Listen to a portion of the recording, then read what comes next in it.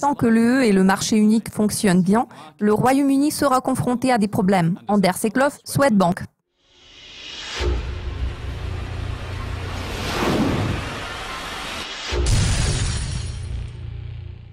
Le secrétaire d'État britannique à la sortie de l'UE, David Davis, a menacé de sortir des négociations si l'UE ne réduit pas la facture de divorce. Comment cette situation a-t-elle affecté la livre sterling? Pour ce qui est du Royaume-Uni, la marge de manœuvre du pays dans ces négociations est très étroite. Le principal risque découlant de la menace susmentionnée est le fait que ces négociations pourraient être reportées jusqu'à l'infini.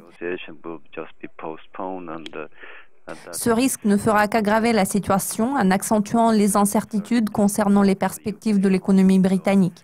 En tout état de cause, de tels commentaires joueront en défaveur de la livre sterling. En mai, l'euro s'est apprécié par rapport à la livre. Cette tendance devrait-elle se poursuivre? Nous sommes d'avis que l'euro s'est récemment retrouvé dans une très bonne situation, surtout après les élections en France. Nous avons enregistré une nette accélération des flux de capitaux vers les actifs européens. Les données économiques les plus récentes ont surpris à la hausse. Cela laisse espérer que le ton de la BCE deviendra moins conciliant.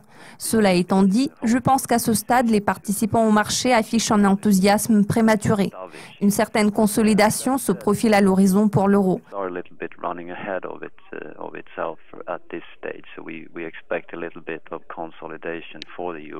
Il nous semble que la Banque centrale européenne veut éviter une forte appréciation de la monnaie unique en ce moment. De toute façon, les décideurs de la BCE sont réfractaires à l'idée d'effectuer le retrait des mesures de relance à un rythme rapide. Pour l'instant, rien n'indique qu'elle veuille relever les taux d'intérêt.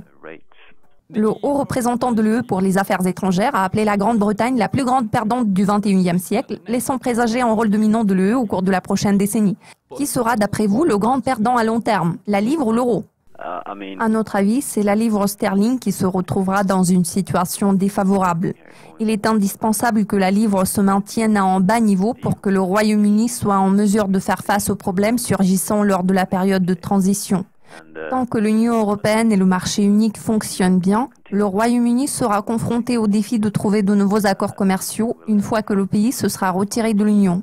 Pour ce qui est des perspectives, il est hautement probable que l'économie britannique devra subir des changements profonds pour maintenir une bonne performance en allant de l'avant.